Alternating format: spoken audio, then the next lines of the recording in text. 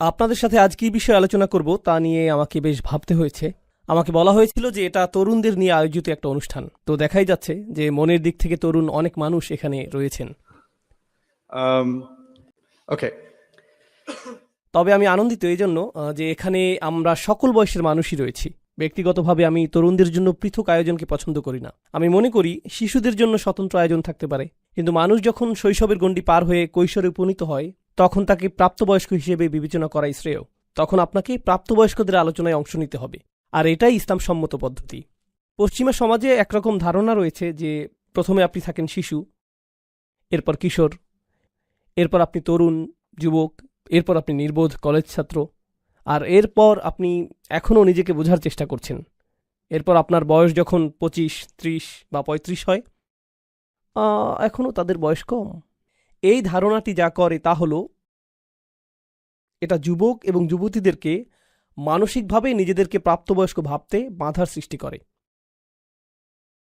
আর তারা নিজেদেরকে এরকম মনে করে যে আমি তো এখনও কিশোর, অথবা আমি এখনও ছোট। তারা নিজেদেরকে প্রাপ্তবয়স্ক হিসেবে মনে করে না।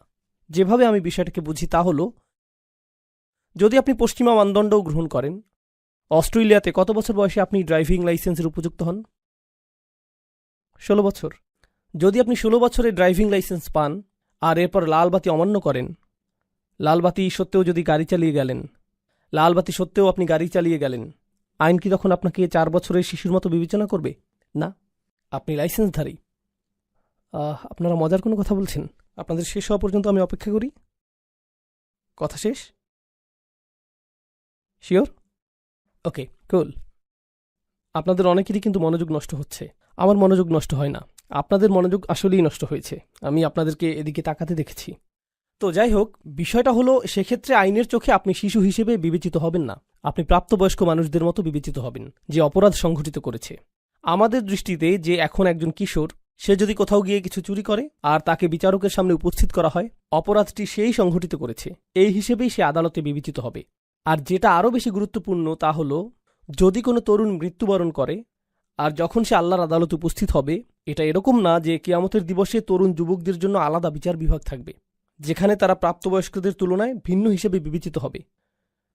যখন আপনি বয়সন্ধির বয়সে পৌঁছান আর যখন আপনি শারীরিক এবং মানসিকভাবে সুগঠিত হয়ে প্রাপ্তবয়স্ক হয়ে ওঠেন, তখন আল্লাহর আদালতে এবং প্রকৃতপক্ষে বেশিরভাগ সমাজেই, এমনকি পশ্চিমা সমাজের আইন অনুযায়ীও আপনি একজন প্রাপ্তবয়স্ক। কিন্তু কোনো অজানা কারণে আমরা তাদেরকে প্রাপ্তবয়স্ক হিসেবে বিবেচনা করি না। কোনো অজানা কারণে আমরা আমাদের তরুণদেরকে প্রাপ্তবয়স্ক হিসেবে বিবেচনা করতে অস্বীকৃতি জানাই। কিন্তু আমি সেরকমটা মনে করি না। আমি তাদেরকে শিশু হিসেবে বিবেচনা করি না, আমি তাদের সাথে প্রাপ্তবয়স্কদের মতোই কথা বলি। তাই আমি আনন্দিত যে আমাদের এই আসরে, যেখানে আজকে তরুণদের নিয়ে আলোচনা হওয়ার কথা ছিল, এখানে দাদার বয়সী এবং নাতির বয়সী মানুষ পাশাপাশি বসে আছে। আর এতে সমস্যার কিছুই নেই, এভাবেই এটা হওয়ার কথা ছিল। ঠিক আছে, এখন আমি আমাদের বিষয়বস্তুতে ফিরে আসতে চাই এবং কিছু ভাবনা আপনাদের সাথে শেয়ার করতে চাই। আমার সেই ভাবনাটি হলো একটি সূরা নিয়ে, যা কিছুদিন আগে আমি অধ্যয়ন করেছিলাম, সূরাতুল ওয়াকিয়া। আল্লাহ সূরা ওয়াকিয়াতে বিচার দিবসের দৃশ্যপট বর্ণনা করেছেন। কোরআনের বেশিরভাগ স্থানে যখন বিচার দিবসের বর্ণনা দেয়া হয়েছে, সেখানে এমন মানুষের বিবরণ এসেছে যারা জান্নাতে যাবে এবং এমন মানুষের বিবরণ এসেছে যারা জাহান্নামে যাবে। দুইটি শ্রেণী, তাই না? কিছু মানুষ জাহান্নামে যাবে, আগুনে পুড়বে, কিছু মানুষ জান্নাতে যাবে। পরিষ্কার সরল শ্রেণীবিন্যাস। তো সূরা ওয়াকিয়া যে কারণে কৌতূহল জাগ্রতকারী তা হলো, দুই শ্রেণীর পরিবর্তে এখানে আল্লাহ আমাদেরকে 3টি শ্রেণীর কথা বলেছেন। তিনি বলেছেন, আসহাবুল মাইমানাতি মা আসহাবুল মাইমানা, ডান পাশের মানুষেরা। এরা সেই সকল মানুষ যাদেরকে ডান হাতে আমলনামা প্রদান করা হবে, আর এর ফলশ্রুতিতে তারা জান্নাতের পথে অগ্রসর হবেন, যেটা সূরা তাহরিমে এভাবে বর্ণিত হয়েছে, রব্বানা আতমিম লানা নূরানা, হে আমাদের প্রভু, আমাদের আলোকে পরিপূর্ণ করে দিন, আমাদেরকে জান্নাতের সুদীর্ঘ পথ পাড়ি দেওয়ার সামর্থ্য প্রদান করুন। কিন্তু যেহেতু আপনার আমলনামা ডান হাতে রয়েছে, তাই আপনার ডান দিক থেকে আলো প্রতীয়মান হচ্ছে, সেই আলোর আভা আপনার বুক থেকেও ঠিকরে বেরোচ্ছে। ইয়াসআ নূরুহুম বাইনা আইদিহিম ওয়া বিআইমানিহিম, আর তারা জান্নাতের দিকে বেহেশতের সদর দরজা অভিমুখে হেঁটে যাচ্ছে। তারা হবেন ডান দিকের মানুষ। আর এরপর রয়েছে বাম দিকের মানুষ, আসহাবু শিমালি মা আসহাবু শিমাল, এরা হলো বাম দিকের মানুষ। এটুকু বোধগম্য। কিন্তু এছাড়াও আল্লাহ অস্বাভাবিকভাবে তৃতীয় একটি শ্রেণী যোগ করে বললেন, ওয়াস-সাবিকুন আস-সাবিকুন, প্রথম সারির মানুষেরা, প্রথম সারির মানুষেরা, প্রথম এবং প্রধান, ভিআইপি সেকশন। আমি চাই যে আপনারা বিষয়টা কল্পনা করুন। বিশাল সংখ্যক মানুষ রয়েছে ডান দিকে, বিশাল সংখ্যক মানুষ রয়েছে বাম দিকে, আর তারপর কিছু সংখ্যক মানুষ রয়েছে যারা একেবারে সামনে অবস্থান করছে। এখানে পেলাম ডান অংশ, বাম অংশ এবং সামনের অংশ। আর সামনের অংশকে আল্লাহর নিকটে আনা হয়েছে। উলাইকাল মুকাররাবুন, তারা আল্লাহর নৈকট্য লাভ করেছে, তাদেরকে অনুপম এই স্থান প্রদান করা হয়েছে, এমনকি বিচার দিবসেও। তো কোন বিষয়টি এই মানুষগুলোকে বিশেষ মানুষে পরিণত করল? আর কিভাবে তারা ডান দিকের মানুষদের থেকে আলাদা? অনেক মানুষ যারা এই আয়াতটির ব্যাখ্যা করেন তারা চিন্তা করেন মুহাজিরদের কথা, যারা রাসূল সাল্লাল্লাহু আলাইহি সাল্লামের মক্কায় অবস্থানকালে তার আহ্বানে সাড়া দিয়েছিলেন। প্রথম দিকের ইসলাম গ্রহণকারী ব্যক্তিগণ, যেমন আবু বকর সিদ্দিক রাদিয়াল্লাহু তাআলা আনহু, আলী রাদিয়াল্লাহু তাআলা আনহু, প্রথম দিকের মুসলিমগণ, তারাই প্রথম ইসলাম গ্রহণ করেছিলেন। আর আয়াতেও প্রথম সারির মানুষদের কথা বলছে। এর মাধ্যমে অবশ্যই প্রাথমিক যুগের মুসলিমদেরকেই বোঝাচ্ছে। একটু পরে আমরা এই বিষয়ে বিস্তারিত আলোচনা করব। এখানে আরেকটা বিষয় রয়েছে। এই মতামতটি সম্পূর্ণ সত্য না হওয়ার কারণ হল, আল্লাহ সূরা তওবাতে একটি বিষয়ের উল্লেখ করেছেন, আস-সাবিকুন আল-আউয়ালুন মিনাল মুহাজিরিনা ওয়াল আনসার। তিনি বলেছেন, অন্য সকলের আগে যাদের অবস্থান তারা মুহাজিরদের অন্তর্ভুক্ত, যার অর্থ সেই মানুষেরা যারা মক্কায় ইসলাম গ্রহণ করেছেন। কিন্তু তিনি এখানে আনসারদের কথাও বলেছেন, যারা সাহায্যকারী হিসেবে মদিনাতে ছিলেন। আর মদিনার মানুষদের অবদান এসেছে বেশ পরে। তো এখন আমরা শিখলাম যে সাবিকুন শব্দটি এমন মানুষদেরকে বোঝাচ্ছে না যারা আগে ইসলাম গ্রহণ করেছেন, কারণ এটা সেই মানুষদের অন্তর্ভুক্ত করেছে যারা এসেছে আগে, এবং এটা সেই মানুষদেরও অন্তর্ভুক্ত করেছে যারা এসেছে পরে। তাহলে সাবিকুন বলতে আসলে কি বোঝায়, সেটাই আজকে আমরা কিছুটা বোঝার চেষ্টা করব। একটু আগে ইমাম সাহেব চমৎকারভাবে সূরা হিজরের শেষের কিছু আয়াত পাঠ করেছেন। আমরা সাবিকুনের এই ধারণাটিকে সূরা হিজরের শেষের অংশের সাথে সম্পর্কযুক্ত করব। সূরা ওয়াকিয়ার ছোট একটি অংশ এবং সূরা হিজরের কয়েকটি অংশ। তাহলেই আজকে আমার কাজ শেষ। এরপর আমি কিছু খেতে যেতে পারব। ওকে, তো এখন আমি আপনাদের সাথে যা শেয়ার করব তা হলো একটি উদাহরণ। গত বছর আমার বেশ কয়েকটি মুসলিম দেশে এবং অমুসলিম দেশের বেশ কয়েকটি মুসলিম সম্প্রদায়ে ভ্রমণ করার সুযোগ হয়েছে। আর আমি সেখানে কিছু বিষয় লক্ষ্য করেছি। এটা আপনার পরিবার এবং সমাজের জন্য সত্য হতে পারে, আবার নাও হতে পারে। ব্যাপক সংখ্যক মুসলিম পরিবারে যা ঘটে যাচ্ছে তা হল, আমরা আমাদের পুত্রদেরকে লালন পালন করছি নির্দিষ্ট কিছু প্রত্যাশা নিয়ে, আমরা আমাদের কন্যাদেরকে লালন পালন করছি নির্দিষ্ট কিছু প্রত্যাশা নিয়ে। তো আমি আপনাদের একটি উদাহরণ দিচ্ছি। পাকিস্তানে আমি যা লক্ষ্য করেছি সে বিষয়ে। আমি পাকিস্তানি বংশোদ্ভূত, তাই কিছু সময়ের জন্য সেখানে বেড়াতে গিয়েছিলাম। আমরা আমাদের কন্যাদেরকে মেডিকেল কলেজে ভর্তি করার জন্য জোর দিয়ে থাকি। তো পাকিস্তানে অনেক অনেক মেয়ে, লাখ লাখ মেয়ে ডাক্তার হয়ে বের হয়। কিন্তু এটা এজন্য না যে তারা আসলেই ডাক্তার হবে, এটা এজন্য না যে তারা আসলেই ডাক্তার হবে। যখন তারা ডাক্তারি ডিগ্রি লাভ করে, এটা তাদেরকে বেশ যোগ্য বিয়ের পাত্রী হিসেবে তৈরি করে। তো পাকিস্তানে লাখ লাখ তরুণ নারী ডাক্তার হয় এজন্য না যে তাদের মা বাবা তাদেরকে ডাক্তারি করাতে চায়, অথবা হাসপাতালে কাজ করাতে চায়, অথবা গ্রামে প্রসূতিদের সন্তান জন্মদানে চিকিৎসা সহায়তা প্রদান করাতে চায়। যেহেতু গ্রামে চিকিৎসা সেবা অপ্রতুল, কারণটা তা নয়। মূল কারণ হল মেয়েটির জন্য ভালো প্রস্তাব আসবে, কারণ সে একজন ডাক্তার, তাই না? কেন আপনি ডাক্তার হতে চান? কারণ আমার মা বাবা চান যে আমি ডাক্তার হই, আর আমার বড় বোন ডাক্তার হয়েছে এবং তার জন্য ভালো প্রস্তাব এসেছিল। এজন্যই আমি এটা করছি। ইনশাআল্লাহ আমিও আমার বড় বোনের মতো সফলতা পাব। এই মেয়েরা তাদের বড় বোনদের দেখে নিজেদেরকে তুলনা করছে এবং বলছে যে এটাই সফলতার মানদণ্ড, এটাই আমি অর্জন করতে চাই। আমি যদি এটা অর্জন করতে পারি তাহলে জীবনে কিছু একটা অর্জন করা হবে। তরুণ যুবকদেরকে উৎসাহিত করা হয় ইঞ্জিনিয়ার, ডাক্তার অথবা এই ধরনের কিছু হওয়ার জন্য, কারণ তাহলে তারা ভালো চাকরি পাবে। আর যখন তারা ভালো চাকরি পাবে তারা সম্মানিত হবে। মানুষ বলবে, মাশাআল্লাহ, আমার ছেলে একজন ডাক্তার, একজন ইঞ্জিনিয়ার, আমার ছেলে এটা, আমার ছেলে সেটা। তো এটা একটা অহংকারের বিষয়ে পরিণত হয়। আর এই তরুণ যুবককে আপনি যদি জিজ্ঞেস করেন যে কেন আপনি ডাক্তার হতে চান, সে ডাক্তার হতে চায় কারণ তার পরিবারের সকলেই ডাক্তার। তার পিতা একজন ডাক্তার, অথবা তার চাচারা ডাক্তার, তার বড় ভাই ডাক্তার। ওহ মাই গড, সে ডাক্তার হয়ে গিয়েছে। এখন আমি যদি ডাক্তার না হই তাহলে তো আমি একজন হতভাগ্য। আমি কি বোঝাতে চাচ্ছি? মূল বিষয়টি বুঝিয়ে বলছি। আপনার জীবনের গতিপথ নির্ধারণের জন্য গোটা অনুপ্রেরণাটি আসছে অন্য কোনো স্থান থেকে। অন্য কেউ আপনার জন্য মানদণ্ড নির্ধারণ করে দিয়েছে, আর আপনাকে সেই মানদণ্ড অনুসরণ করতে হবে। আর বেশিরভাগ সময়ই সেই মানদণ্ডটি নির্ধারণ করা হয় তুলনার উপর ভিত্তি করে। সেই লোকটিকে লক্ষ্য করো, সে এমনটা করেছে, দেখো সে কত টাকা উপার্জন করছে, দেখো সে কতটা সম্মানিত, তোমাকে তার মতো হতে হবে, এরকম হতে হবে। তো আমরা মূলত লক্ষ কোটি মানুষের মিলিত অনুসরণপ্রিয় একটি জাতি। এটা শুধুমাত্র ধর্মের দিক দিয়েই না, আমাদের ধর্মে আমরা কিছু বিষয় অনুসরণ করি। আমরা নামাজে একই পদ্ধতি অনুসরণ করি, আমরা হজ এবং রোজার ক্ষেত্রে একই সময়সীমা অনুসরণ করি।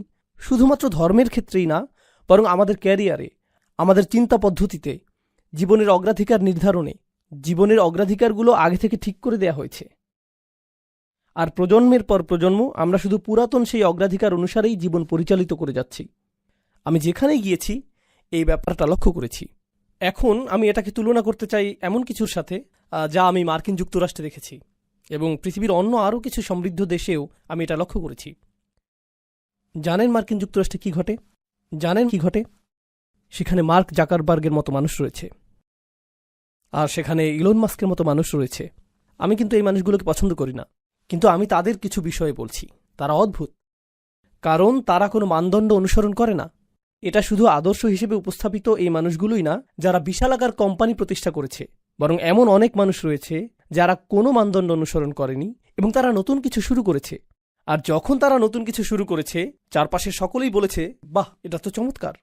তো আপনি যদি বাংলাদেশে, পাকিস্তান অথবা জর্ডানে থাকেন আর আপনি নতুন কিছু শুরু করতে চান, তখন আপনার পরিবারের সকলে কি বলবে? তুমি পাগল হয়ে গেছো, কেউ এমনটা করে না, তুমি এত নির্বোধ কেন? তোমার চাচাতো ভাইয়ের মতো হতে পারো না? তোমার ভাইয়ের মতো হতে পারো না? তোমার বোনের দিকে দেখো, অমুকের দিকে দেখো, অনুসরণ করো, অনুসরণ করো, অনুসরণ করো। নতুন কিছু কেন করছো? নতুন কিছু করলে ব্যর্থ হবে। অদ্ভুত। আপনি যদি এমন কিছু করেন যা অন্য কেউ করছে না, তাহলে আপনি নির্বোধ। আপনাকে তখন ইমামের কাছে নিয়ে যেতে হবে, যাতে তিনি রুকিয়া করে সুস্থ করতে পারেন। তিনি কোনো দোয়া পাঠ করে তারপর আপনার এই সমস্যা ভালো করার চেষ্টা করবে, তাই না? কিন্তু এর সাথে সাবিকুনের কি সম্পর্ক? রসুলুল্লাহ সাল্লাল্লাহু আলাইহি সাল্লাম মক্কায় নবুয়ত পেলেন, আর তখন সেই লোকগুলোর একটা ধর্ম ছিল, তাদের একটা সংস্কৃতি ছিল, তাদের বিয়ে করার একটা পদ্ধতি ছিল, তাদের সন্তান লালন পালন করার একটা পদ্ধতি ছিল। তাদের সেই পদ্ধতি চলে আসছিল হাজার হাজার বছর ধরে। আর রসুল সাল্লাল্লাহু আলাইহি সাল্লাম ইব্রাহিম আলাইহিস সালামের ধর্মকে পুনরুজ্জীবিত করলেন এবং সবকিছু দেখার জন্য তাদেরকে নতুন দৃষ্টিভঙ্গি প্রদান করলেন। তারা এই সকল মূর্তি কাবা ঘরের চারপাশে দেখে বেড়ে উঠেছে, আর তাদের বাবারাও এভাবে বেড়ে উঠেছে। এটাই ছিল তাদের জীবনের স্বাভাবিক অংশ। তাদের কাছে এগুলো জাতীয় স্মৃতিস্তম্ভ। এরপর কোরআন আসলো, রসুল সাল্লাল্লাহু আলাইহি সাল্লাম আসলেন এবং তিনি সম্পূর্ণ নতুন কথা বললেন। এগুলো সব মিথ্যে, তোমাদের এই সবগুলো মূর্তি মিথ্যা। আর ব্যবসা বাণিজ্যে যা কিছু তোমরা করে থাকো, যেভাবে তোমরা কন্যা সন্তানদেরকে জীবন্ত মাটিতে পুঁতে ফেলো, আর অন্য যে কাজগুলো তোমরা করো, এগুলো সবই ভুল। তারা বলল, না না না, যা ইতিমধ্যেই চলে এসেছে আমরা তার অনুসরণ করি, আমরা অনুসরণ করতে পছন্দ করি। মানুষ নতুন কিছু শুরু করতে চায় না, এটা বাতুলতা। রাসূলুল্লাহ সাল্লাল্লাহু আলাইহি সাল্লামের বিরুদ্ধে একটি প্রধান অভিযোগ ছিল তিনি বাতুল, উম্মাদ। আমি উম্মাদ শব্দটির ক্লিনিক্যাল সংজ্ঞা খোঁজার চেষ্টা করেছিলাম, যদিও বিভিন্ন রকমের অসংখ্য সংজ্ঞা রয়েছে, কিন্তু এমনকি উন্মাদনার চেয়েও নিচের সংজ্ঞাটি কি? অস্বাভাবিক আচরণের সংজ্ঞা কি?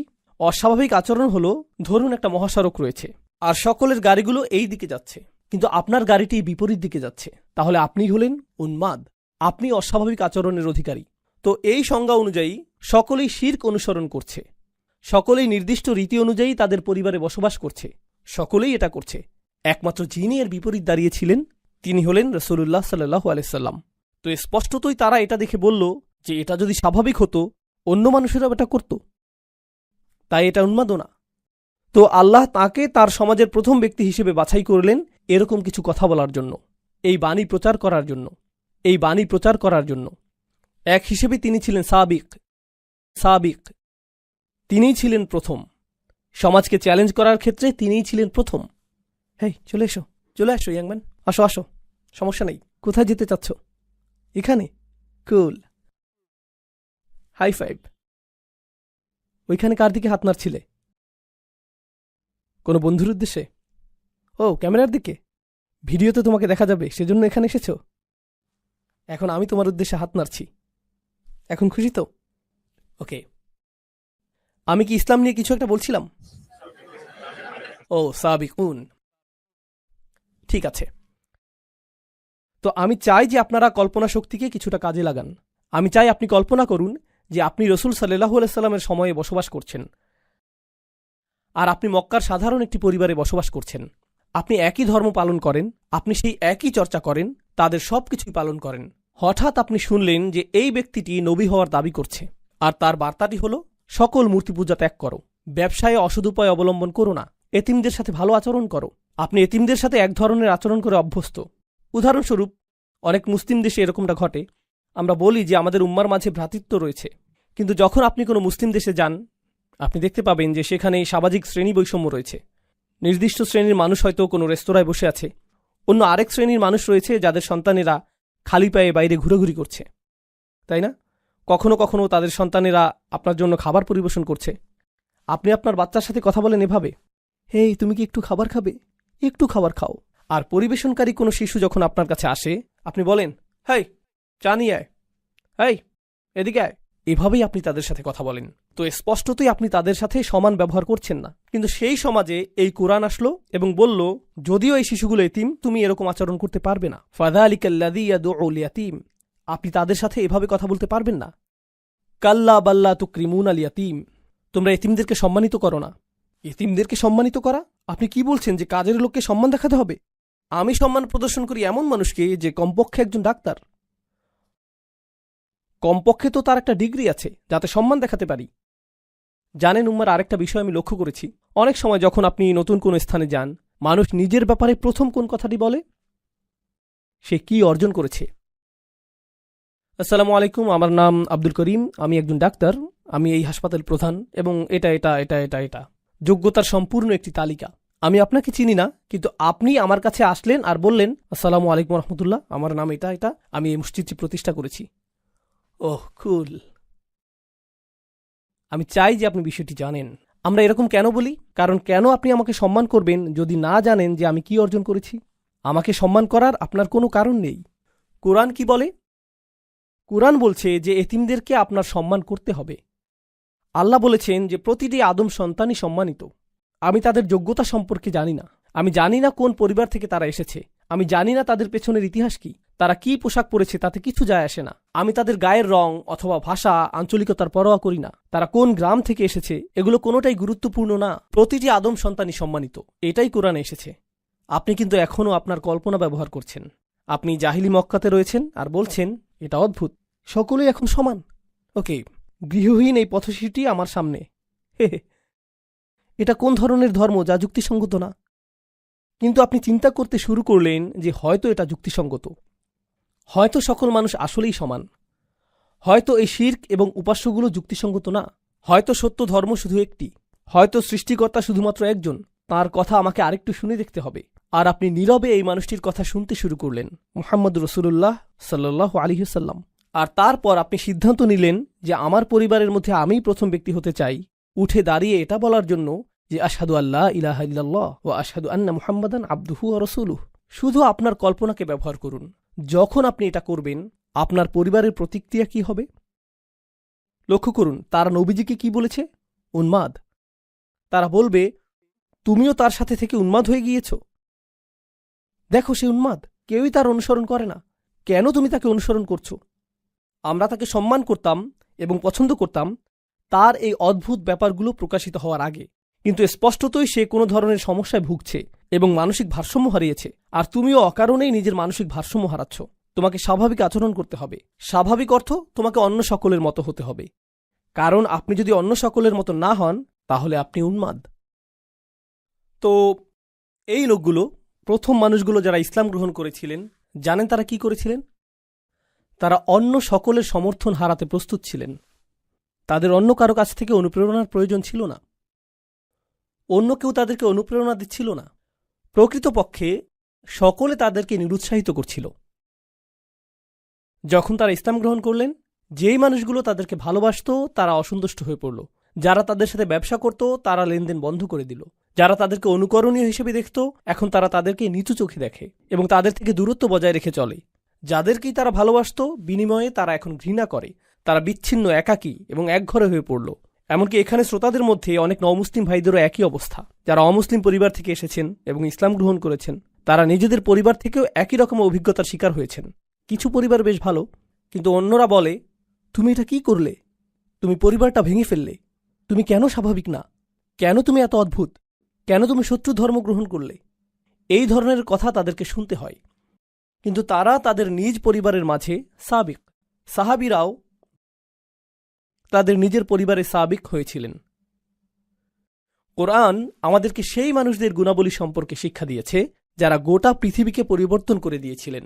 কারণ আমরা গর্ব সহকারে বলতে পারি যে এই কোরআন 23 বছর ধরে নাজিল হয়েছে এবং এটা গোটা পৃথিবীকে পরিবর্তিত করে দিয়েছে। পৃথিবীকে পরিবর্তন করতে চাইলে পৃথিবীর অনুসরণ করলে চলবে না, আপনাকে নতুন কিছু করতে হবে, না হলে এটা সম্ভব না। অন্য সকলে যা করছে তা আপনাকে চ্যালেঞ্জ করতে হবে। কোনো পরোয়া করবেন না, আপনাকে এটা করতেই হবে। আপনাকে উঠে দাঁড়াতে হবে এবং এটা করতে হবে।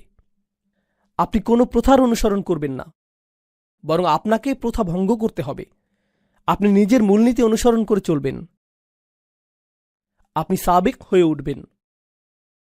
আর সাবিকদের সাথে কি ঘটে? সেই মানুষগুলো যখন শুরু করে, সকলে তাদেরকে কি বলে? উন্মাদ। সকলে তাদেরকে প্রত্যাখ্যান করে। সকলে তাদের সন্তানদেরকে এদের ব্যাপারে সতর্ক করে, এই মানুষগুলোর অনুসরণ করো না। তারা এমন কিছু করে যা অন্য কেউ করে না। এরা অদ্ভুত, এরা আজব। আর সাবিকুনরা যখন এই সকল সমালোচনা, এই সকল আক্রমণ, প্রতিনিয়ত নিরুৎসাহিত করা মন্তব্য এবং বর্জনের শিকার হয়, তারা নিজেদের অনুপ্রেরণাকে প্রভাবিত হতে দেয় না। তারা নিজেদের অনুপ্রেরণাকে প্রভাবিত হতে দেয় না। তারা এতে প্রভাবিত হয় না, বরং তারা সামনে অগ্রসর হতে থাকে। আর আল্লাহ এ ধরনের মানুষদের ক্ষেত্রে কি করেন? তিনি তাদেরকে পরীক্ষা করতে চান যে তারা কি আসলেই সাবিক হতে চায় নাকি অনুসারী হতে চায়। আর এক পর্যায়ে তারা সফল হন। অবশেষে আল্লাহ তাদেরকে বিজয় প্রদান করেন। আর যখন আল্লাহ তাদেরকে বিজয় দান করেন, জানেন কি ঘটে? অন্য মানুষরা তখন তাদেরকে অনুসরণ করে। এটাই আল্লাহর নির্ধারিত নিয়ম। এটা শুধুমাত্র রাসূল সাল্লাল্লাহু আলাইহি ওয়াসাল্লামের সিরাতেই ঘটেনি, বরং এটা পৃথিবীতে সব সময়ই ঘটেছে। এটাই আল্লাহর নির্ধারিত নিয়ম। অদ্ভুত ধারণার অধিকারী এমন মানুষ রয়েছে। উদাহরণস্বরূপ কেউ বলতে পারে যে আমি মিনি কাপকেক উৎপাদন করব। এটা শুনতে অদ্ভুত মনে হয়, কেউ তো এটা কিনবে না। আর তারপর তারা নিজেদের গ্যারেজে এই স্টুপিড কোম্পানি শুরু করে। আর তারপর এটা সর্ববৃহৎ কাপকেক কোম্পানিতে পরিণত হয়। এটা বিশাল আকার ধারণ করে। এরপর সকলে তাদেরকে অনুসরণ করতে চায় এবং তাদের ধারণার পুনরাবৃত্তি করতে চায়। কেন? কারণ তারা নতুন কিছু শুরু করেছে। কেউ ঝুঁকি নিতে আগ্রহী না, কারণ কেউ নিশ্চিত না যে এটা কাজ করবে কিনা। সম্ভবত এটা ব্যর্থ হবে। যখন এটা সফল হয়, তখন আমরা তা অনুসরণ করতে প্রস্তুত। আজকের দিনে পৃথিবীর যে সকল জাতি সবচেয়ে শক্তিধর, যে সকল জাতি অর্থনৈতিক দিক থেকে সবচেয়ে শক্তিশালী, সাংস্কৃতিকভাবে শক্তিশালী, কৌশলগতভাবে শক্তিশালী, সামরিকভাবে শক্তিশালী, তাদের সকলের মধ্যে অভিন্ন একটা জিনিস আপনি পাবেন। তারা উদ্ভাবনকারী জাতি। তারা গবেষণা এবং উন্নয়নের জাতি। তারা প্রচুর নতুন জিনিস আবিষ্কার করে। তারা বিজ্ঞানের জগতে সর্বদাই সাবিক। তারা চিকিৎসা বিজ্ঞানে বিভিন্ন শাখা নিয়ে গবেষণায় সাবিক। আপনি কাফেরদেরকে অভিশাপ দিতে পারেন, তাদের প্রতি রাগান্বিত হতে পারেন, কিন্তু আপনার মায়ের যদি কোনো অপারেশনের প্রয়োজন হয়, সামর্থ্য থাকলে আপনি পশ্চিমা দেশগুলোর সেরা হাসপাতালটিতেই যাবেন, কারণ সেসব ক্ষেত্রে তারা সাবেকুন। অন্য কোথাও না গিয়ে আপনি সেখানেই যাবেন। আপনি তাদেরকে ঘৃণা করেন, তাদের বিরুদ্ধে এটা সেটা বলেন, কিন্তু তাদের বানানো মোবাইলটাই আপনি কিনেন। কোনো মুসলিম দেশে প্রস্তুত মোবাইল না। যেমন আমরা যদি মুসলিম ফোন নাম দিয়ে কোনো মোবাইল বানাই, মানুষ এটা তেমন কিনবে না। যখন গাড়ি কেনার প্রয়োজন হয়, আপনি আব্দুল করিমের একক উদ্যোগে নির্মিত গাড়ি কিনেন না। কেন নয়? কারণ সেই লোকগুলো গাড়ি প্রস্তুতে সাবেকুন হয়ে গিয়েছে। তারা মাইক্রোচিপ প্রযুক্তিতে সাবিক হয়ে গিয়েছে। তারা চিকিৎসা বিজ্ঞানের গবেষণায় সাবিক হয়ে গিয়েছে, তাই না? আর যখন তারা সাবিক হয়ে গেল, গোটা পৃথিবী তাদের উপর নির্ভর করতে শুরু করলো। পৃথিবী তাদের উপর নির্ভর করতে শুরু করলো। কিন্তু মূল বিষয় হলো, কোন জিনিসটা তাদেরকে এত শক্তিশালী করেছে? এটা কি তাদের প্রাকৃতিক সম্পদ? এটা কি জ্বালানি তেল? এটা কি প্রাকৃতিক গ্যাস, খনিজ সম্পদ? এটা কি প্লুটোনিয়াম? না, এটা চিন্তা শক্তি। বিশ্বের পরাশক্তিগুলো তাদের সমাজে এমন সংস্কৃতি সৃষ্টি করেছে যেখানে তারা বলে, আমরা চাই তুমি পর্যবেক্ষণ চালাও, আমরা চাই যে তুমি নতুন নতুন বিষয়ে চেষ্টা করো। যদি তুমি অকৃতকার্য হও, আবারও চেষ্টা করতে থাকো যতক্ষণ পর্যন্ত সফল না হও, আর আমরা এজন্য তোমাকে অর্থায়ন করব। এটাকেই তারা বলে রিসার্চ অ্যান্ড ডেভেলপমেন্ট। এটাই তারা করে। আর ধারণাটি এতটাই শক্তিশালী যে জ্ঞানী মুসলিমরা সারা পৃথিবী থেকেই, পাকিস্তান, বাংলাদেশ, সিরিয়া, সৌদি আরব, সারা পৃথিবী থেকেই যখন তারা কোনো বিষয়ে প্রকৃত গবেষণা করতে চায় এবং তারা সামনে অগ্রসর হতে চায়, তখন তারা কোথায় যায়? তারা আমেরিকায় যায়, ইংল্যান্ডে যায়, সুইডেনে যায়, ডেনমার্কে যায়, তারা অস্ট্রেলিয়ায় যায়, তারা এই বিশ্ববিদ্যালয়গুলোতে যায়। কারণ এই বিশ্ববিদ্যালয়গুলো এমন বিষয় বুঝতে পেরেছে যা উত্তরাধিকার হিসেবে আল্লাহ আমাদেরকে দিয়েছিলেন। আমাদেরকে সকল বিষয়ে সাবেকুন হতে হবে, আমাদেরকে সকল বিষয়ে সকলের থেকে এগিয়ে যেতে হবে। ধর্মের দিক থেকে আমরা এগিয়ে আছি, কিন্তু বিজ্ঞানের ক্ষেত্রে, ব্যবসার ক্ষেত্রে, সমাজ বিনির্মাণের ক্ষেত্রে আমরা পিছিয়ে আছি। অন্য জাতির দিকে ইশারা করে এটা বলা খুবই সহজ যে এই লোকগুলো অনেক শক্তিধর। কখনো কি অধ্যয়ন করেছেন যে কিভাবে তারা এই শক্তি অর্জন করল? ও না, শয়তান তাদের সাথে রয়েছে, দাজ্জাল তাদেরকে সাহায্য করছে। এটাই আপনার জবাব। এজন্যই আপনারা অগ্রসর হতে পারছেন না, এজন্যই আপনাদের কথা কেউ শুনে না। কারণ আপনারা মৌলিক কিছু বিষয়ে বুঝতে পারছেন না যা আল্লাহ প্রদত্ত নিয়মের অংশ। এটা আল্লাহ প্রদত্ত নিয়ম, এটা আল্লাহ প্রদত্ত নিয়ম যে যারা চেষ্টা করবে এবং যারা সাবেকুন হবে তারাই সফলতা পাবে, আর অন্য সকলেই তাদের অনুসরণ করবে, অন্য সকলেই তাদের মতো হতে চাইবে। জ্ঞানের যে কোনো শাখা নিয়ে চিন্তা করুন, যে কোনো শাখা। আপনারা জানেন গল্প লেখার জন্য একটা নির্দিষ্ট ধরন রয়েছে এবং ইংরেজি সাহিত্যের একটি মানদণ্ড রয়েছে যে কিভাবে গল্প লিখতে হবে। কেউ এসে সম্পূর্ণ ভিন্ন ধরনের গল্প লিখল, যেখানে শেষের অংশটা শুরুতে লিখা হলো। সে পুরো গল্পটির ধারাবাহিকতাকে উল্টোভাবে উপস্থাপন করল, আর হঠাৎ করে তা সর্বাধিক বিকৃত বইয়ে পরিণত হল।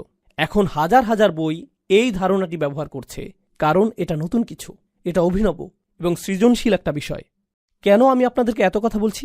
কারণ আমি চাই যে কিছু বিষয় আপনারা মাথা থেকে ঝেড়ে ফেলে দিন, অন্যের কপি করা বন্ধ করে দিন, সৃজনশীল হন, নিজে থেকে চিন্তা করুন। অনেক মুসলিম তরুণ বলে, ইসলামের জন্য আমি কি করতে পারি? আমি ইনফ্লুয়েন্সার হতে চাই। আসলেই আপনি ইনফ্লুয়েন্সার হতে চান? আপনি নিজেই তো ইনফ্লুয়েন্সের মধ্যে রয়েছেন। নিজেকে জিজ্ঞেস করুন কেন আপনি ইনফ্লুয়েন্সার হতে চান। ও, কারণ আমি অমুককে দেখেছি সে এরকম ইনফ্লুয়েন্সার, বিষয়টা অসাধারণ, তাই আমিও এরকম হতে চাই। এটা কি কপি করা না? আমি কন্টেন্ট ক্রিয়েটর হতে চাই। কন্টেন্ট তৈরি করার মাধ্যমে আপনি উম্মার সেবা করতে চান। এর অর্থ কি? দেখি তো অন্য মানুষেরা কি কন্টেন্ট তৈরি করেছে। ও, এটাকে কপি করতে হবে, কারণ এটা এখন ট্রেন্ডিং, তাই এমন কিছু তৈরি করি যা ভাইরাল। এমন হ্যাশট্যাগ ব্যবহার করব যা অন্য সকলে ব্যবহার করছে। কপি, কপি, কপি এবং কপি। আপনি জনপ্রিয় বিষয়ের পেছনে ছুটছেন।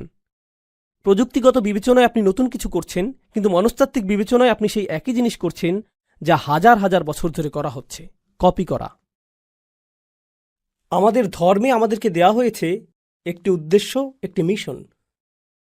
মুসলিমরা নিজেদেরকে অন্য সংখ্যালঘুদের মতো সংখ্যালঘু মনে করা উচিত না। আমি এমন মুসলিমদের কথা বলছি যারা অমুসলিম দেশে রয়েছে। আমি যেহেতু এখন অস্ট্রেলিয়ায়, তাই এখন আপনাদের উদ্দেশ্যে বলছি। মূলত আমি বসবাস করি আমেরিকায়। আমেরিকাতে বলা হয়ে থাকে যে চাইনিজ সম্প্রদায় হলো সংখ্যালঘু, ল্যাটিনো সম্প্রদায় হলো সংখ্যালঘু, বিভিন্ন ধর্মীয় সম্প্রদায় যেমন বৌদ্ধরা সংখ্যালঘু, হিন্দুরা সংখ্যালঘু, মুসলিমরাও সংখ্যালঘু। আমরা শুধুমাত্র সংখ্যালঘু সম্প্রদায়। লক্ষ্য করুন, আপনাকে চিহ্নিত করার জন্য আপনি অন্য কাউকে সুযোগ করে দিচ্ছেন। আপনি এই চিহ্নিতকরণ মেনে নিয়েছেন, আর আমরা যেহেতু সংখ্যালঘু, আমাদের নিজেদের সংখ্যালঘু অধ্যুষিত এলাকায় স্থানান্তরিত হওয়া উচিত। আর তারপর সেখানে আমরা এমন সব কাজ করি যা আমরা সব সময়ই করে থাকি, তাই না? আমরা বড় চিন্তা করছি না। আমরা এমন চিন্তা করি না যে কিভাবে আমরা এমন আদর্শ মুসলিম হতে পারবো এবং এমন আদর্শ সম্প্রদায় পরিণত হতে পারবো যেখানে অমুসলিমরা এসে বলবে যে আমরা এখানে বসবাস করতে চাই, এই এলাকায় স্থানান্তরিত হতে চাই, আমরা এই মানুষগুলোর কাছাকাছি থাকতে চাই। জানেন সাধারণত কি ঘটে যখন মুসলিমরা কোনো এলাকায় স্থানান্তরিত হয়? অমুসলিমরা সেই এলাকা ছাড়তে থাকে। ও, এই এলাকার অদ্ভুত হয়ে গিয়েছে। আর সেই এলাকার জমির মূল্যমান বাড়ার পরিবর্তে সেখানকার মূল্যমান কি ঘটে? পতন ঘটতে থাকে। অন্য সংখ্যালঘু সম্প্রদায়ের ক্ষেত্রে যখন তারা কোনো এলাকায় স্থানান্তরিত হয় তখন কি ঘটে? সে এলাকার মূল্যমান বৃদ্ধি পায়, কারণ তারা সৃজনশীল আর নতুন কিছু করে, তারা নতুন জিনিস তৈরি করে, তারা একে অপরের সাথে সহযোগিতা করে, যেটা আমার পরবর্তী আলোচ্য বিষয়। শক্তিশালী এবং সৃজনশীল একটি মুসলিম সম্প্রদায় গঠনের ক্ষেত্রে আমাদের করণীয় কি? প্রথমত, পারিবারিক পরিসরে যদি আপনার ছেলে অথবা মেয়ে সৃজনশীল কিছু করতে চায়, তারা স্বতন্ত্র কিছু করতে চায়, কেবলমাত্র প্রভাব সৃষ্টিকারী মানুষ না হয়ে, তারা যদি কিছু আবিষ্কার করতে চায়, তারা উম্মার জন্য এমন সেবা প্রদান করতে চায় যেমনটা আগে করা হয়নি, তাহলে তা করতে দিন। আমি আপনাদের একটা ঘটনা বলবো যা আসলেই আমাকে প্রভাবিত করেছে। পাকিস্তানে এক তরুণের সাথে আমার সাক্ষাৎ হয়েছিল, তার নাম উল্লেখ করব না। সাক্ষাতের সময় সে বিশ্ববিদ্যালয়ে পড়ছিল, আর বিশ্ববিদ্যালয়ে থাকাকালীন সে পাকিস্তানে তার গ্রামে গিয়েছিল। যখন সে সেখানে গেল, সে লক্ষ্য করল যে রাস্তাগুলোর অবস্থা অত্যন্ত খারাপ, আর কাছাকাছি কোনো হাসপাতাল নেই। যখন সেখানে কোনো নারী সন্তান সম্ভবা হয়, তাদেরকে পিক আপ ট্রাকের পিছনে 3 ঘন্টা ভ্রমণ করতে হয়। সন্তান সম্ভবা নারী যিনি শীঘ্রই সন্তান জন্ম দিবেন, তাকে পিক আপ ট্রাকের পিছনে থাকতে হয়। এভাবে 3 ঘন্টা লাগে হাসপাতালে পৌঁছতে। আর এই সকল নারীর বেশিরভাগেরই সন্তান মারা যায়।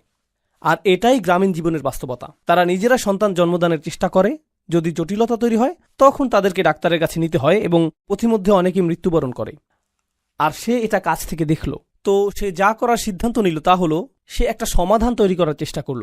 সে পুরাতন কিছু ট্রাক কিনল, কিছু গবেষণাপ্রেমী ছাত্র এবং ডাক্তারদের সহায়তায় সে বহনযোগ্য মোবাইল স্বাস্থ্যকেন্দ্র তৈরি করল, যার মধ্যে শিশু জন্মদানের জন্য বিশেষজ্ঞ চিকিৎসা ব্যবস্থা রয়েছে।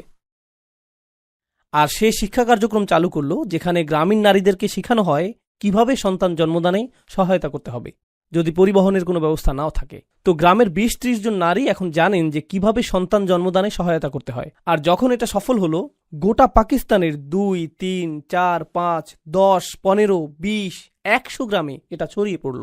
আর হাজার হাজার শিশুদের জীবন রক্ষা হয়েছিল এই ছাত্রের প্রচেষ্টার মাধ্যমে। এই ছাত্রের সাথে আমার কথা হয়েছিল, আর আমি তাকে জিজ্ঞেস করেছিলাম, এই কাজে তোমার সবচেয়ে বড় চ্যালেঞ্জ কোনটা? জানেন সে কি বলেছিল? আমার মা বাবা মনে করেন আমি সময় নষ্ট করছি। আমার মা বাবা আমাকে এই কাজে নিরুৎসাহিত করেছেন। তারা মনে করেন আমি আমার ক্যারিয়ার নষ্ট করছি।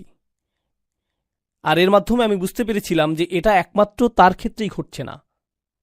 এই উম্মার মাঝে আমাদের কিছু প্রতিভাবান ছেলেমেয়ে রয়েছে, যারা একটা সমস্যাকে দেখে এবং তাদের সৃজনশীল চিন্তা, আকাঙ্ক্ষা এবং অভিপ্রায় দ্বারা সমস্যাটিকে সমাধানের চেষ্টা করে। তাদের সেই যোগ্যতা রয়েছে।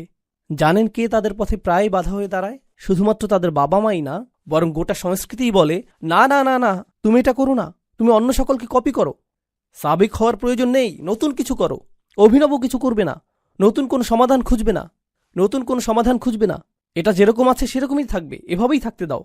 কারণ আমরা বরং জিনিসগুলো যেভাবে আছে সেভাবেই রেখে দিব, আর তারপর গভীর রাতে একত্রিত হয়ে চা পার্টি করব আর আলোচনা করব যে সরকার কতটা দুর্নীতিগ্রস্ত, কেন কেন কিছু পরিবর্তিত হবে না এবং কেন পরিস্থিতি এতটা খারাপ। এটাই আমাদের পদ্ধতি। বেড়ে ওঠো, পেটে মেদ জমাও, চায়ের দোকানে গিয়ে বসো আর উম্মার সমস্যাগুলো সেখানে আলোচনা করো। কারণ আমরা এভাবেই করে এসেছি, তোমাকেও এভাবেই করতে হবে, নতুন কিছু করবে না। এমনকি আপনাদের এই মুসলিম সম্প্রদায়ের দিকে লক্ষ্য করুন। মাশা আল্লাহ, আল্লাহ এই মুসলিম সম্প্রদায়কে রক্ষা করুন। এই সম্প্রদায়ে কিছু ব্যবসা রয়েছে, কিছু প্রতিষ্ঠান রয়েছে যারা আসলেই কঠোর পরিশ্রম করছে। আর এখানে দাতব্য কিছু প্রতিষ্ঠান রয়েছে যারা হলো এই মুসলিম সম্প্রদায়ের মেরুদণ্ড। আপনারা সকলে এগুলোতে দান করেন, কিন্তু কিছু পরিবার এবং ব্যবসা প্রতিষ্ঠান এগুলো প্রতিষ্ঠা করেছিলেন যারা অভিনব কিছু করেছেন। তারা কিন্তু ধনী হওয়ার জন্য এটা করেননি, বরং দান করার জন্য এমনটা করেছেন। আর যখন তারা এমনটা করলেন, আপনি আমি এটা থেকে এত এত সুবিধা পাচ্ছি। আমরা যে মসজিদে এখন বসে আছি, হয়তো এটা তাদের কঠোর পরিশ্রম এবং অভিনব চিন্তার ফসল। তারা এটা করেছেন। আর আমরা চিন্তা করি, না না না, আরে ভাই, আপনি মানুষকে দুনিয়ার পিছনে ছুটতে বলছেন। এই ধর্মটির মূল বিষয় হলো আখিরাত, কেন আপনি দুনিয়া নিয়ে কথা বলছেন? এর জবাব আমি দিচ্ছি। প্রথম বিষয় আমি বলবো, আপনার একটু কোরআন পাঠ করা উচিত। আর দ্বিতীয় বিষয় বলবো, আপনার রাসূলুল্লাহ সাল্লাল্লাহু আলাইহি সাল্লামের সিরাতও একটু পাঠ করা উচিত। জানেন রাসূল সাল্লাল্লাহু আলাইহি সাল্লামের সিরাতের সবচেয়ে গুরুত্বপূর্ণ ঘটনাগুলোর একটি হলো হিজরত। রাসূল সাল্লাল্লাহু আলাইহি সাল্লাম হিজরত করেছিলেন। হিজরত কিভাবে ঘটেছিল বলে আপনি মনে করেন? এর অর্থায়ন কে করেছিল? কে সহায়তা করেছিল? বাহনের জন্য কে খরচ করেছিল?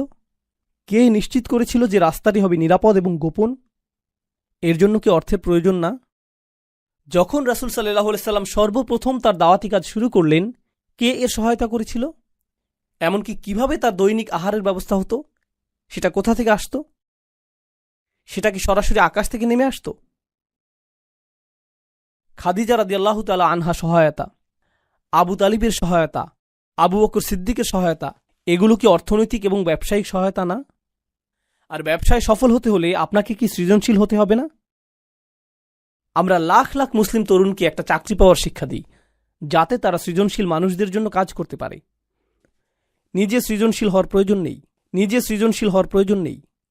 ডাক্তার হও, অ্যাকাউন্টেন্ট হও, ইঞ্জিনিয়ার হও, ইঞ্জিনিয়ারিং প্রতিষ্ঠানের জন্য কাজ করো, তাদেরকে অর্থশালী করো, তাদের ব্যবসাকে বড় করো। আল্লাহ আমাদের নিজেদের ক্ষমতায়নের কথা বলেছেন। মৈত্রী সম্পর্ক তৈরির কথা বলেছেন। মৈত্রী সম্পর্ক অর্থনীতি এবং ব্যবসা বাণিজ্যের মাধ্যমেও সৃষ্টি হয়। কোরআনের মনোরম একটা বিষয় হল, আল্লাহ বলেছেন, ওয়াল্লাযীনা কাফারু বা'দুহুম আউলিয়াউ বা'দ। কাফিররা একে অপরের মিত্র। কাফিররা একে অপরের মিত্র। আর ওয়াল মুমিনুনা ওয়াল মুমিনাত বা'দুহুম আউলিয়াউ বা'দ। মুমিন পুরুষ এবং নারীরা একে অপরের মিত্র। কিন্তু তিনি এই আয়াতটির শেষে বলেছেন, ইল্লাম তাফআলু তাকুন ফিতনাতুন ফিল আরদ। তোমরা যদি এটা না করো তাহলে পৃথিবীতে ফিতনা সৃষ্টি হবে। যদি তোমরা মিত্র না হও, যদি তোমরা পরস্পর সহযোগিতা না করো, যদি তোমরা বৃহত্তর প্রতিষ্ঠান এবং সমন্বিত বিনিয়োগ সৃষ্টি না করো, তাহলে পৃথিবীতে বড় ধরনের ফিতনা সৃষ্টি হবে। আমাদেরকে এখন মসজিদ নির্মাণের বাইরেও আরও চিন্তা করতে হবে। আমাদেরকে দাতব্য প্রতিষ্ঠান নির্মাণের বাইরেও আরও চিন্তা করতে হবে। আমাদেরকে শক্তিশালী ব্যবসা প্রতিষ্ঠা করতে হবে, সর্বোত্তম বিশ্ববিদ্যালয়, সেরা সব প্রতিষ্ঠান। আমাদেরকে অনেক অনেক অনেক বড় চিন্তা শুরু করতে হবে এবং পরস্পরের মাঝে মৈত্রী নিয়ে নতুন করে চিন্তা করতে হবে। কিন্তু এটা করার জন্য আমাদের নিজেদের মাঝে তুলনা করা বন্ধ করতে হবে এবং একে অপরকে ধ্বংস করা বন্ধ করতে হবে। সংক্ষেপে আরও কিছু কথা বলবো এবং এরপর সূরা হিজরের শেষের দিকের আয়াতে যাব, যেরকম কথা আপনাদেরকে দিয়েছিলাম। সফল সমাজ ব্যবস্থার একটা বিষয় আমি লক্ষ্য করেছি, যা রাসূল সাল্লাল্লাহু আলাইহি সাল্লামের সিরাতে উপস্থিত ছিল, আর তা হলো ঈমানদারগণ একে অপরকে সহায়তা করা। যখন কেউ ব্যর্থ হয়েছে তারা তাকে অনুপ্রেরণা দিয়েছিলেন। আর জানেন এখন আমাদের মাঝে কি ঘটে? যখন কেউ সফল হয় আমরা তার সমালোচনা করি এবং সমালোচনা করা নিশ্চিত করি যতক্ষণ পর্যন্ত না সে ব্যর্থ হয়। এরপর আমরা বাকি সকলে শান্তি অনুভব করি। সফল সমাজ ব্যবস্থা ব্যর্থ মানুষকে গ্রহণ করে এবং তাদেরকে বারবার চেষ্টা করার জন্য অনুপ্রাণিত করে যতক্ষণ না তারা সফল হয়ে যায়। আর ব্যর্থ সমাজ ব্যবস্থা সফল ব্যক্তিদের পিছু নেয় এবং তাদেরকে সহ্য করতে পারে না, ফলে তাদেরকে নিচে নামিয়ে দিতে চায় পরস্পরের মাঝে মৈত্রী, শক্তি এবং সহায়তা সৃষ্টি করার পরিবর্তে। এ বিষয়ে প্রচুর চিন্তাশক্তি ব্যয় করতে হবে যে আধুনিক সময়ে এই আয়াতগুলো কি অর্থ বহন করছে। কিন্তু আপনাদের মধ্য থেকে যারা অভিনব কিছু করবেন, আমার উদাহরণের সেই তরুণ যুবকটির মতো যারা নতুন কিছু করবেন, যারা শুধুমাত্র প্রভাব সৃষ্টিকারী হবেন না, আপনাকে বাস্তব কিছু করতে হবে। আপনি বাস্তব সমস্যা সমাধান করতে চাইবেন। আপনাকে বলে রাখছি, উম্মার সকল সমস্যা আপনি একা সমাধান করতে পারবেন না। যখন মানুষ এসে প্রশ্ন করে, উস্তাদ কিভাবে আমরা উম্মার সকল সমস্যা সমাধান করব, এই সমস্যা শেষ হবে যখন আপনি এরকম নির্বুদ্ধিতাসুলভ প্রশ্ন করা বন্ধ করবেন, যখন আপনি বস্তুনিষ্ঠ প্রশ্ন করা শুরু করবেন। এখানে আমি একটা সমস্যা দেখছি, আমি এটা সমাধান করতে পারবো, কিন্তু এটা সব সমস্যার সমাধান করবে না। আমাদের সংখ্যা তো কয়েকশো কোটি। আমাদের প্রত্যেকেই যদি একটি করে ছোট সমস্যা সমাধান করি, কল্পনা করতে পারেন আমরা কি ধরনের উম্মায় পরিণত হব? যদি আমাদের কিছু অংশ চিকিৎসা সমস্যা সমাধান করি, আর আমাদের কিছু অংশ সামাজিক সমস্যা সমাধান করি, আর আমাদের কিছু অংশ শিক্ষা সমস্যা সমাধান করি, আমাদের কিছু অংশ রাজনৈতিক সমস্যা সমাধান করি, দেখতে পাচ্ছেন কিভাবে এটা একত্রে জমা হচ্ছে? সকল সাহাবী কি একই কাজ করেছেন, নাকি তাদের প্রত্যেকেই ভিন্ন ভিন্ন সম্ভাবনাকে কাজে লাগিয়েছেন? তাদের প্রত্যেকেই অবদান রেখেছেন এবং সাহাবীকে পরিণত হয়েছেন তাদের নিজস্ব পরিসরে, তাদের নিজস্ব প্রতিভায়। তারা সকলেই একরকম ছিলেন না। তাদের প্রতি রাসূল সাল্লাল্লাহু আলাইহি ওয়াসাল্লামের প্রত্যাশাও একরকম ছিল না। তো এটা আপনার মাথায় গেঁথে দেওয়ার জন্য সৌভাগ্যবশত এই আয়াতটি একটু আগে আমরা নামাজে শুনেছি। এখানে রাসূল সাল্লাল্লাহু আলাইহি ওয়াসাল্লামকে একটি নির্দেশ দেওয়া হয়েছে, আর যখন তাকে কোনো নির্দেশ দেওয়া হয় আমরা এটাকে সুন্নাহ হিসেবে গ্রহণ করি। তাকে বলা হয়েছে আর তার মাধ্যমে আমাদেরকেও বলা হয়েছে। তিনি বলছেন, ফাসদা বিমা তুমারু ওয়া আ'রিদ আনিল মুশরিকিন। এই আয়াতটি আমার অনেক প্রিয়। আল্লাহ বলেছেন, খেয়াল করুন, সংকল্পবদ্ধ হন এবং সামনে এগিয়ে যান যা করতে আপনাকে নির্দেশ দেওয়া হয়েছে, এবং মুশরিকদেরকে উপেক্ষা করুন।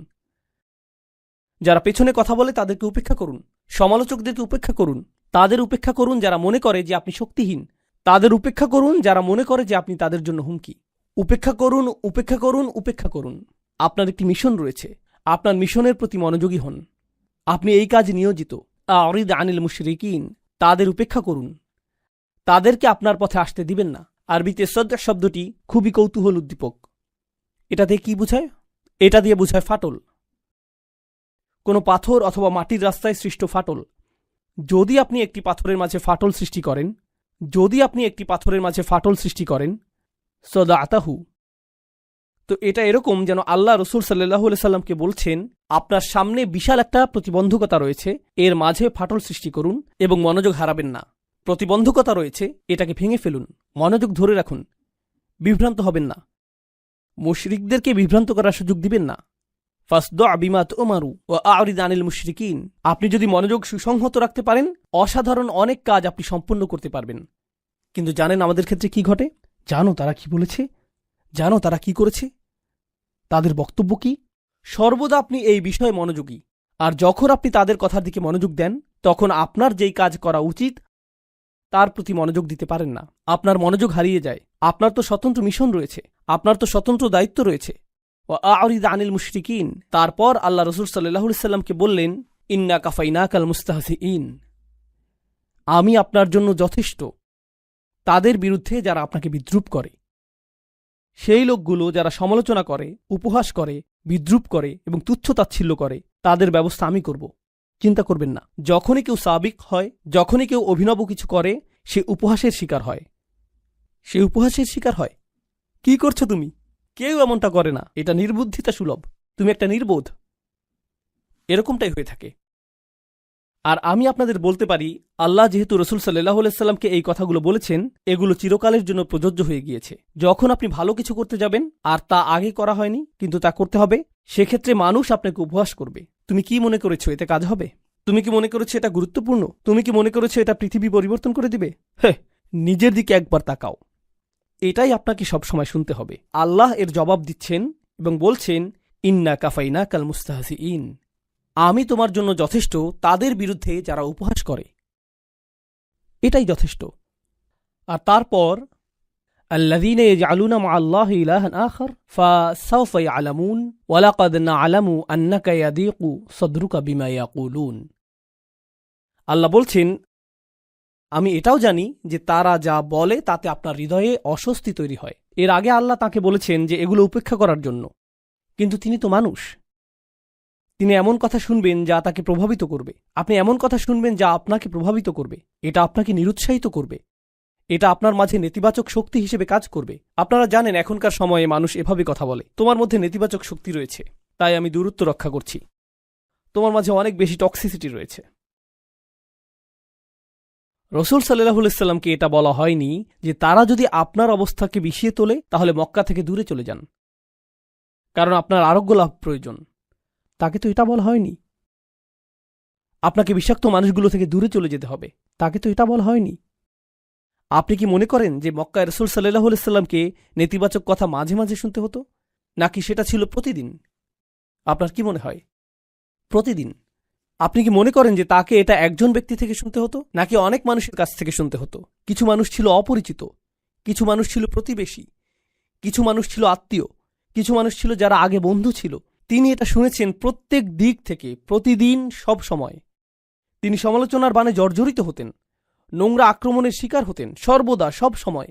আর এখন আল্লাহ তাকে প্রস্তুত করছেন, আর তাকে প্রস্তুত করার মাধ্যমে তিনি অনাদিকাল পর্যন্ত আগত সকল ঈমানদারকে প্রস্তুত করছেন। আমি তাদের ব্যবস্থা করব। আমি জানি এটা যন্ত্রণাদায়ক, আমি জানি আপনার হৃদয় সংকুচিত হয়ে যায়, জানি এটা দুশ্চিন্তা সৃষ্টিকারী। আর তারপর তিনি তাকে সমাধান প্রদান করলেন, ফাসাব্বিহ বিহামদি রব্বিক। শুধু ঘোষণা করুন আপনার প্রভু কতটা উৎকর্ষময়। আল্লাহর উৎকর্ষতা ঘোষণা করতে থাকুন। আল্লাহর সাথে আপনার সম্পর্কটি গুরুত্বপূর্ণ। প্রসঙ্গক্রমে এখানে ফাসাব্বিহ বিহামদি রব্বিক ওয়া কুম মিনাস সাজিদিন আয়াতটি দিয়ে ইঙ্গিত করা হচ্ছে যে প্রশংসা করার মাধ্যমে আল্লাহ যে উৎকর্ষময় তা প্রকাশ পাবে। আমি একটু পরে এটা বুঝিয়ে বলছি। সিজদাকারীদের অন্তর্ভুক্ত হও। তাসবিহ এবং সিজদার কথা এসেছে। নামাজ শুরু হয় তাসবির মাধ্যমে এবং নামাজের শেষ অংশগুলোর একটি হল সিজদা। রসুল সাল্লাল্লাহু আলাইহি সাল্লামকে বলা হলো যে আপনি যখন এই সকল নেতিবাচক কথা শুনতে পান, তখন আমি চাই যে আপনি কিছুটা দূরে চলে আসুন এবং নামাজে আল্লাহর সাথে কথোপকথনে মেতে উঠুন। ফলশ্রুতিতে সকল নেতিবাচক প্রভাব দূর হয়ে যাবে, সকল নেতিবাচক প্রভাব দূর হয়ে যাবে। এজন্যই আমি আপনাকে নামাজ প্রদান করেছি, যাতে তারা এই সমালোচনার মাঝেও প্রশান্ত থাকতে পারে। নামাজ হল স্বয়ং আল্লাহ প্রদত্ত থেরাপি। এটাই রসুল সাল্লাল্লাহু আলাইহি সাল্লামকে দেয়া হয়েছিল। এটাই নামাজের ভূমিকা হওয়া উচিত। আর আমরা বড় কিছু করতে চাই এজন্য না যে আমাদের নাম সামনে আসবে, বরং আমরা বড় কিছু করতে চাই কারণ আল্লাহ আমাদেরকে সক্ষমতা প্রদান করেছেন, কারণ আল্লাহ আমাদেরকে সক্ষমতা প্রদান করেছেন। আর এভাবেই আমরা আল্লাহর তাসবিহ করে থাকি। আমরা এটা করছি আল্লাহর দ্বীনের খেদমত করার জন্য। আমার আশা এই মানসিকতাটাই আপনারা নিজেদের মনে লালন করবেন। সার্বক্ষণিক দুইটি জিনিস আপনাদের করতে হবে। এক, আপনার সামনে একটি মিশন রয়েছে, সেদিকে আপনাকে মনোযোগী হতে হবে। আরেকটি হলো আল্লাহর ইবাদত, আপনাকে সেদিকেও মনোযোগী হতে হবে। ভিতরগত একটা লক্ষ্য রয়েছে, বহির্গত একটা লক্ষ্য রয়েছে। আপনি এই দুইটির মাঝে বিচরণ করছেন। জানেন কি ঘটে? কিছু মানুষ শুধুমাত্র ব্যবসা বাণিজ্য, প্রবৃদ্ধি, ক্ষমতায়ন এবং রাজনীতির প্রতি মনোযোগী হয়ে পড়ে। এগুলো সবই বহির্গত বিষয়। এখানে কিসের প্রতি মনোযোগের অভাব?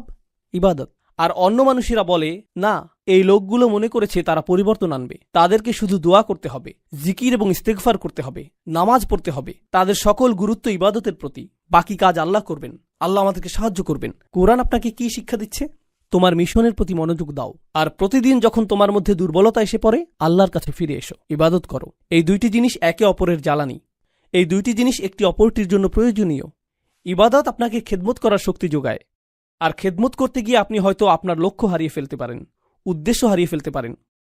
উদাহরণস্বরূপ, আপনি হয়তো আল্লাহর সন্তুষ্টির উদ্দেশ্যে মসজিদ নির্মাণ করেছেন, কিন্তু এরপর পলিটিক্স চলে আসলো, অহংকার চলে আসলো, নেতৃত্বের বিষয় চলে আসলো, সবার চোখে পড়ার আকাঙ্ক্ষা চলে আসলো, মাইক হাতে পাওয়ার আকাঙ্ক্ষা চলে আসলো।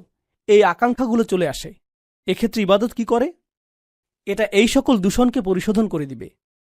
প্রকৃত ইবাদত এটাই। আল্লাহ কোরআনে এই দুইটি জিনিসের মাঝে ভারসাম্য প্রদান করেছেন। তো ফাসাব্বিহ বিহামদি রব্বিক, এই আয়াতাংশটি নিয়ে শেষের কিছু কথা বলে আজকের মতো আলোচনার ইতি টানবো ইনশাআল্লাহ তাআলা। তাসবিহ এবং হামদ দুইটি জিনিস, তাই না? দুইটি ভিন্ন জিনিস। কিভাবে আমরা তাসবিহ করি? সুবহানাল্লাহ বলে। কিভাবে আমরা হামদ পড়ি? আলহামদুলিল্লাহ বলে। আপনার জন্য বিষয়টাকে সহজ করে দিই। সাব্বিহ বিহামদি রব্বিক, সরল ভাষায় এর অর্থ আপনাদের বুঝিয়ে বলছি। তাসবিহ অর্থ আল্লাহ সম্পর্কে আপনার কোনো নেতিবাচক চিন্তা অথবা মন্তব্য থাকবে না। এটাই তাসবির অর্থ। আল্লাহ সম্পর্কে আপনি যাই বলেন তা পারফেক্ট হতে হবে। আপনি কখনোই কোনোভাবেই তার সম্পর্কে এমন কিছু ভাববেন না যা পারফেকশনের চেয়ে কম। তার রহমা হলো পারফেক্ট, তার ভালোবাসা হলো পারফেক্ট, তার পরিকল্পনা হলো পারফেক্ট। যে পরিস্থিতির মাঝে তিনি আপনাকে রেখেছেন, এর বিচক্ষণতাও পারফেক্ট। উম্মার সংকটময় অবস্থায় আল্লাহর যে পরিকল্পনা, সেই পরিকল্পনাও পারফেক্ট। এটাই তাসবিহ। তো এমনকি যখন নবীজি কাফেরদের করা উপহাস শুনছেন,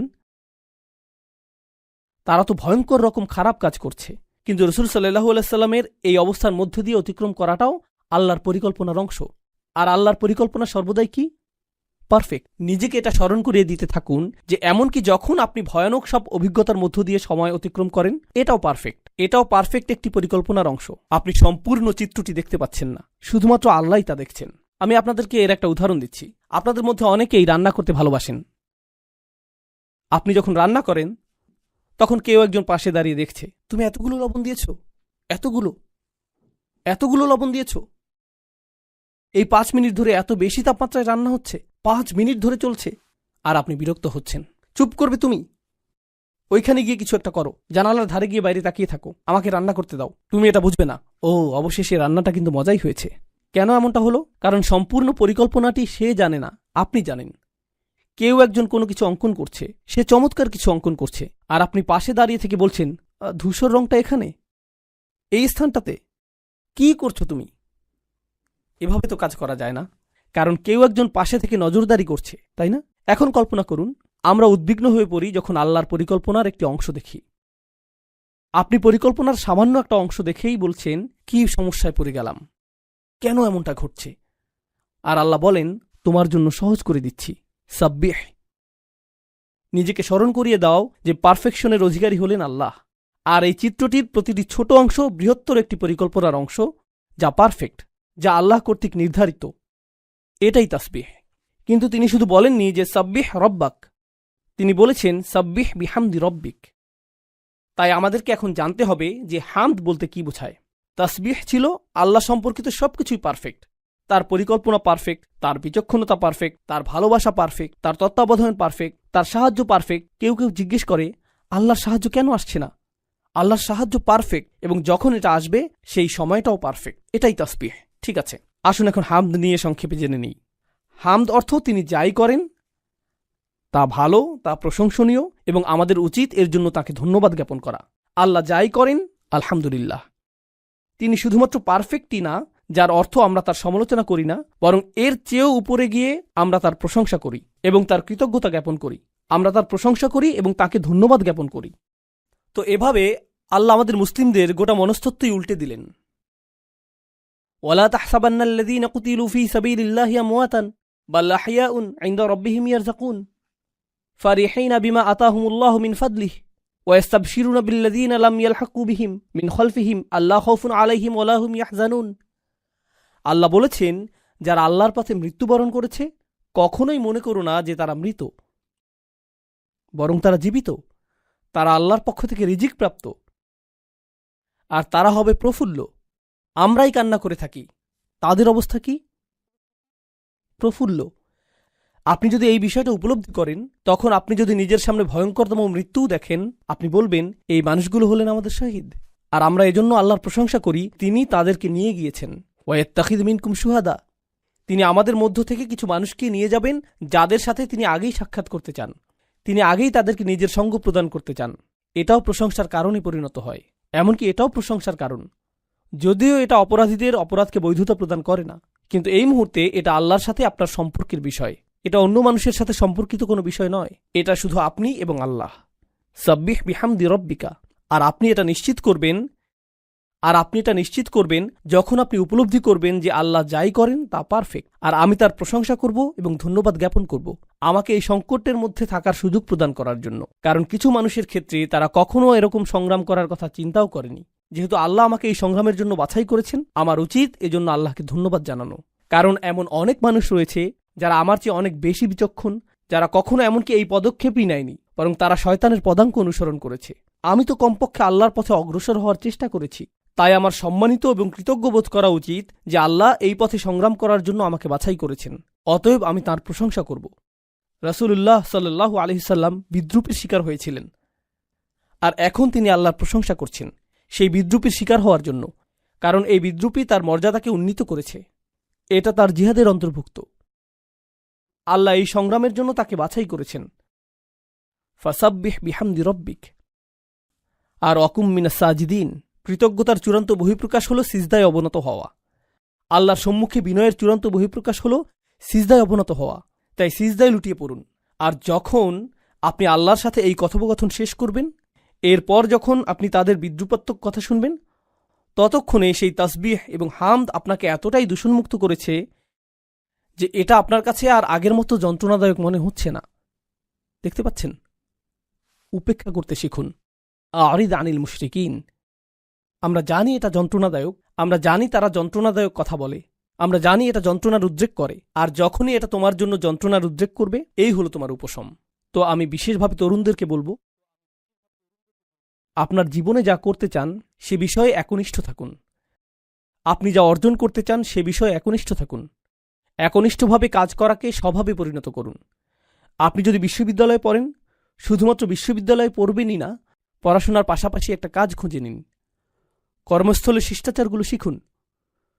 শুধু ঘরে বসে থাকবেন না এবং শুধুমাত্র সামাজিক মাধ্যমে ইসলামের খেদমত করবেন না। আমাদের প্রকৃত পুরুষ এবং প্রকৃত নারী প্রয়োজন, যারা সত্যিকার অর্থে এই উম্মার জন্য অবদান রাখবে, সত্যিকার অর্থে। আর আপনি যখন এই ধরনের ব্যক্তিত্ব গঠন করবেন, তখন আপনি কাজ করবেন, আপনি ব্যবসা প্রতিষ্ঠার চেষ্টা করবেন, আপনি স্বাধীনভাবে নিজের কাজ করবেন, আপনি স্বনির্ভর হওয়ার চেষ্টা করবেন। তরুণ যুবকেরা যাদের বয়স 17-18 বছর, তাদের লক্ষ্য থাকা উচিত অর্থনৈতিকভাবে স্বনির্ভর হওয়া। আর মা বাবার এতে উৎসাহিত করা উচিত। এরকম বলবেন না যে না না না, বিশ্ববিদ্যালয়ে পড়াশোনা শেষ করো, এরপর মাস্টার্স শেষ করো, এরপর পিএইচডি শেষ করো, এরপর তুমি হয়তো একটা চাকুরি পাবে, আর ততদিন পর্যন্ত বিয়ে করতে পারবে না। না না না, আপনার সন্তানদের স্বনির্ভরতা শিক্ষা দিন। এই উম্মাহ শক্তিশালী হবে না যতক্ষণ পর্যন্ত তরুণরা শক্তিশালী না হবে। আর তরুণরা যদি পরবর্তী ক্রিকেট চ্যাম্পিয়নশিপের জন্য অপেক্ষায় থাকে, তারা যদি পরবর্তী ভিডিও গেম রিলিজের অপেক্ষায় থাকে, অথবা পরবর্তী ওয়েব সিরিজের অপেক্ষায় থাকে, এটাই যদি তাদের চিন্তার কেন্দ্রবিন্দু হয়, অথবা তারা যদি পরবর্তী আইফোনের অপেক্ষায় থাকে, পরবর্তী গ্যাজেট হাতে পাওয়ার অপেক্ষায় থাকে, তাহলে তো আমরা কেবলমাত্র ভোক্তা প্রস্তুত করে যাচ্ছি। এটাই আমরা প্রস্তুত করে যাচ্ছি। তারা শুধুই ভোক্তা, তারা পৃথিবীকে কিছুই দিচ্ছে না, তারা শুধুই পৃথিবী থেকে গ্রহণ করছে। আমাদেরকে এমন উম্মাহ হিসেবে বানানো হয়েছে যারা পৃথিবীকে প্রদান করে। এই উদ্দেশ্যে আমরা সৃষ্টি হয়েছি। তো আপনাদের প্রতি এটাই আমার বিনীত অনুরোধ থাকবে যে সাবিক বলতে যা বোঝায় তা প্রকৃত অর্থেই চিন্তা করবেন, এবং সাবিক হওয়ার ফলশ্রুতিতে সমালোচনা সহ্য করার জন্য নিজেকে মানসিকভাবে প্রস্তুত করুন। সকল শোরগোল অপেক্ষা করে সামনে এগিয়ে যাবার জন্য নিজেকে মানসিকভাবে প্রস্তুত করুন। আল্লাহ আযজা জাল্লা আমাদের তরুণদেরকে শক্তি প্রদান করুন এবং এই দিনের খেদমতে ও এই উম্মার ক্ষমতায়নে তাদেরকে আগের প্রজন্ম থেকেও অনেক বেশি অবদান রাখার সামর্থ্য প্রদান করুন, যা উম্মার ক্ষমতায়নে অবদান রাখতে থাকবে আরও বেশি, আরও বেশি এবং আরও বেশি। বারাকাল্লাহু লি ওয়া লাকুম ফিল কুরআনিল হাকিম ওয়া নাফা'নি ওয়া ইয়্যাকুম বিল আয়াতি ওয়াজ যিকরিল হাকিম। তাকবীর, তাকবীর, তাকবীর। أشهد أن لا